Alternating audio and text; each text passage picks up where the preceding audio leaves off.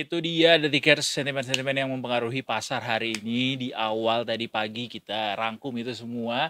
Kira-kira berpengaruh beneran nggak ya untuk hari ini? Kita sih belum ada jawabannya. Tapi yang pasti kita mau cek ini dulu ya, Evelyn. Silakan. Penutupan pasar hari ini.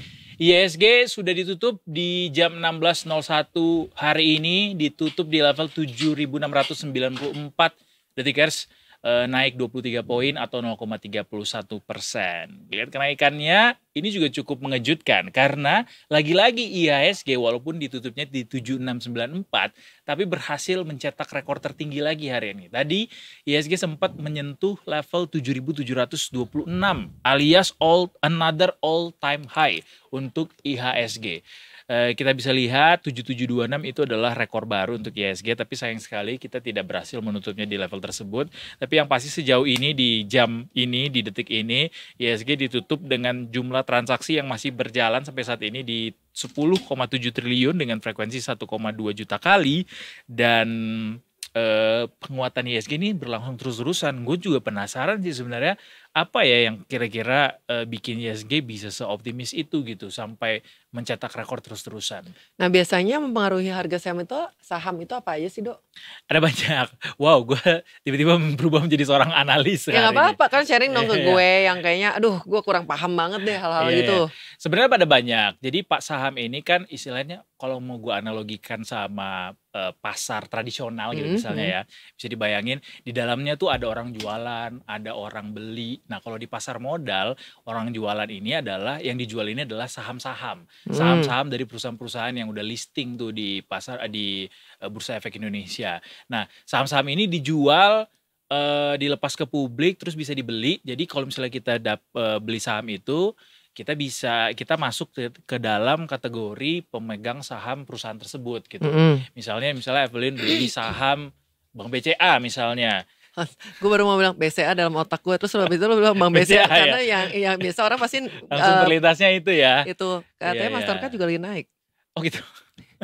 Kemarin soalnya tadi baru mau kesini dia bilang beli ini lagi naik loh nggak mau beli. Oh gitu. Tapi Terus BCA hari ini harga sahamnya turun sih, turun 50 poin gitu ya. Tapi misalnya BCA harga sahamnya 10.000, andaikan lah ya begitu, harga sahamnya 10.000 per lembar. Kalau kita beli harga di pasar modal itu kan di Indonesia belinya itu per satu lot. Satu lot itu isinya 100 kalau lagi saham. turun waktunya kita beli dong. Kalau lagi turun waktu kita kita beli beli. karena artinya lagi diskon harganya. Diskon. Jadi intinya adalah gimana caranya kita bisa mengeruk keuntungan dengan harga jual dikurang harga beli itu selisihnya positif gitu. I see. Jadi jangan sampai minus. Makanya ada orang istilahnya sahamnya nyangkut gitu. Tapi balik lagi ke pertanyaan apa aja sih yang biasanya mempengaruhi harga saham itu naik turun gitu. Ada banyak, biasanya adalah faktor-faktor yang terjadi di ekonomi. Politik juga sih termasuk sebenarnya, stabilitas suatu negara itu termasuk.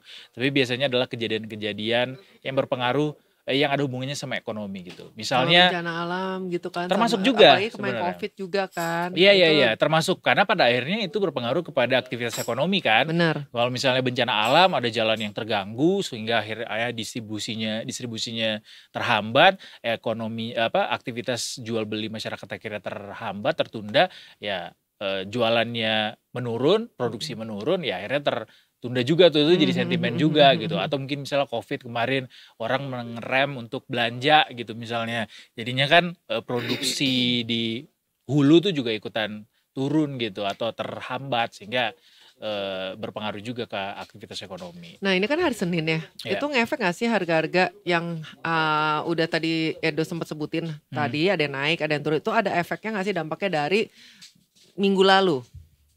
Bisa jadi ada, kayak misalnya hari ini kita kan penasaran nih ya, misalnya kenapa IHSG bisa seberani ini gitu pergerakannya. Kalau yang dilihat dari berbagai sentimen yang ada saat ini, misalnya kemarin itu kan kita lihat misalnya di Amerika, kita selalu acuannya adalah Amerika, Eropa karena memang itu adalah pemegang perputaran uang yang kencang gitu. Uang tuh berlari ke tempat-tempat yang imbal hasilnya tinggi gitu, which is Amerika salah satunya. Pasar saham Amerika Serikat tuh kemarin sempat menguat ditutupnya di akhir pekan dan itu dipengaruhi sama peluang penurunan suku bunga The Fed atau Bank Sentralnya Amerika. Kalau mereka itu bank sentralnya memangkas suku bunga itu ada peluang dana asing atau dolar Amerika lah, let's say, itu bakal ada peluang untuk datang ke Indonesia makin banyak karena di Amerika dipangkas suku bunganya. Jadi dana itu akan lebih tertarik masuknya ke Indonesia pada akhirnya gitu. Dia akan belanja banyak instrumen lah di Indonesia. Itu kiblatnya selalu ke Fed? Karena mereka penguasa dunia ini. Oh, penguasa dunia. Ya, betul. The Fed itu begitu sangat berpengaruhnya karena kan ya kita semua tahu bahwa Fed sama dolar FedEx beda dong. Beda dong. Walaupun cuma dipengaruhi satu huruf ya. Satunya ya. X, FedEx gitu. Ya, Beda. Kita ngomonginnya Fed ya, the tickers bukan FedEx. Iya, the Fed Bank Sentral ya. Kita semua pakai dolar Amerika kan pasti kalau pergi kemana-mana. That's why pada akhirnya the Fed tuh yang mengatur perputaran uang dolar Amerika, dia yang sangat berpengaruh pada akhirnya kayak gitu. Nah kalau misalkan kayak gue nih ya yang nggak ngerti apa-apa, kan pasti sebenarnya banyak banget kan anak zaman now gitu. Aduh kesannya tua banget ya anak zaman now. Nggak dulu kan. Padahal emang iya. Kok kayak gue tua banget. Nggak, kalau zaman dulu kan orang yang mau main saham itu kayaknya orang-orang usianya udah 30 plus gitu kan. Sekarang kan usia 20-an aja orang juga udah pada main saham kan. Betul. Nah buat yang pemain baru nih gimana sih cara memilih saham nih buat pemula gitu kan. Misalnya ya udah duitku belum banyak kan, kadang orang juga mikir gue gak mau main saham habis duitku belum banyak. Sebenarnya tuh gimana sih mengalokasikannya, terus habis itu harus milihnya tips-tips lah buat newbie gitu loh. Iya. Mengutip apa yang selama ini disampaikan oleh analis dari Investasiku, Mbak Sheryl Tanuwijaya, kemudian juga dari Pak Firman Marihot selaku CDO-nya Investasiku, mereka tuh selalu bilang kalau masuk ke dalam suatu instrumen investasi, jangan karena FOMO. Jangan karena takut ketinggalan orang lain main apa, orang lain bikin apa, terus kita ikutan tanpa tahu dulu itu tuh sebenarnya apa sih. Jadi kalau dibilang tips ya pelajarin dulu gitu istilahnya, apa sih ini saham-saham ini gitu. Kalau misalnya bingung pilih saham yang mana, kalau rekan-rekan investasiku tuh, teman-teman investasiku selalu bilang perhatikan, ada dua cara sebenarnya. Ada analisis fundamental namanya, ada lagi namanya analisis teknikal.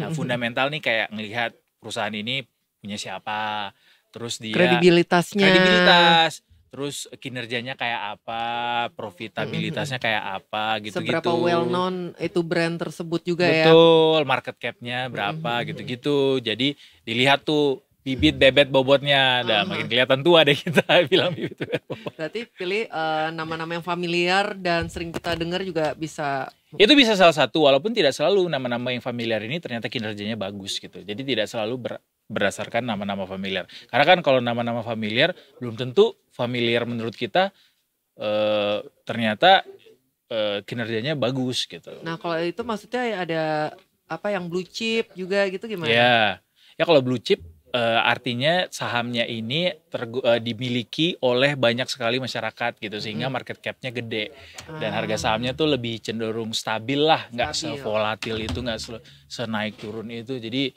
kalau misalnya kita beli saham itu bisa lebih terjaga risikonya. Oh berarti mungkin buat yang newbie gitu mendingan membidik saham-saham yang blue chip aja gitu. Untuk newbie iya, untuk ambil amannya karena risikonya lebih kecil gitu, ambil yang blue chip aja. Blue chip tuh bisa dilihat lah daftarnya apa aja saham-saham blue chip gitu ya. Atau mungkin kalau memang pusing sama saham, ya pilih reksadana aja. Yang lebih aman lagi. Nah reksadana ini soalnya bukan kita yang milih saham-sahamnya, yang milihin adalah seorang manajer investasi atau manajer investasi namanya sekuritas gitu. Jadi sekuritas inilah yang akan beli saham ini atau instrumen ini, duit kita tuh diputar sama mereka gitu. Kita sih tinggal terima bersih aja.